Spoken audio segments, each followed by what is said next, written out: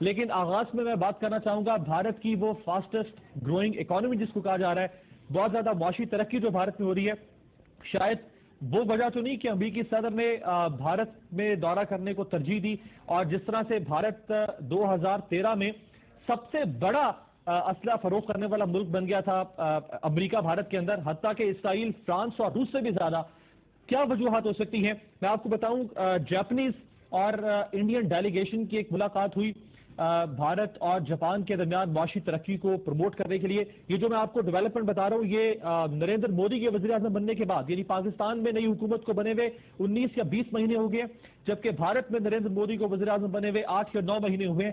سو کیا کچھ کیا نریندر مودی نے جس سے شاید امریکہ اتنا متاثر ہوا؟ اس کے علاوہ جاپانی پرائم منسٹر نے نریندر مودی کو آسٹریلیا میں ایک ملاقات کے دوران عشائیے پر دعوت دی، وہاں پر دونوں رہنماؤں میں ملاقات ہوئی اور اس خواہش کا اظہار کیا گیا جاپان کی جانب سے کہ وہ بھارت میں انویسٹ کرنا چاہتا ہے۔ بان کی مون نے ایک کامیاب دورہ کیا تھا انڈیا کا، جس کی تصاویر آپ دیکھ سکتے ہیں۔ بان کی مون باقاعدہ طور پر وہاں پہ یوگا کی کلاسز دے رہے ہیں۔ اس کے علاوہ بھوٹان کے پرائم منسٹر نے نریندر مودی کے وزیر اعظم بننے کے بعد وہاں پہ دورہ کیا اور اقتصادی معاملات کے اوپر پیش رفت ہوئی۔ اس کے علاوہ ایرانین ڈیلیگیشن نے بھارت کا دورہ کیا اور نریندر مودی نے، یعنی بھارت نے چابہار پورٹ جو ہے ایران کی، اس پر ترقیاتی کام شروع کرنے میں دلچسپی کا اظہار کیا۔ اسرائیلی ڈیلیگیشن نے اسی دوران وزٹ کیا بھارت کا۔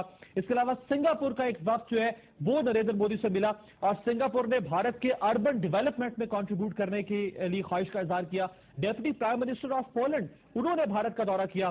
موریشیس کے وائس پریمیئر نے بھارت کا دورہ کیا۔ بنگلہ دیش کے صدر نے بھارت کا دورہ کیا۔ رشین پریزیڈنٹ نے اینول سمٹ میں نئی دہلی میں شرکت کی اور وہاں پر دونوں ممالک نے کہا کہ ہم ترقیاتی کام کریں گے۔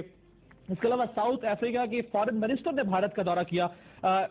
بھارت نے ایک کیمپین شروع کی، میک ان انڈیا، یعنی صنعتیں بھارت میں لگائیں اور یہاں سے پروڈکشن ہونی چاہیے۔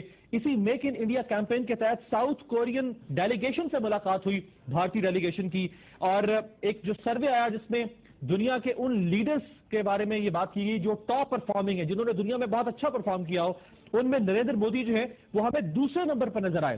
30 ممالک میں سے دوسرے نمبر پر نریندر مودی، چائنا، انگلینڈ، اس کے علاوہ رشیا، امریکہ، یہ سب، جرمنی، یہ سب نریندر مودی کے بعد ہمیں دکھائی دیے۔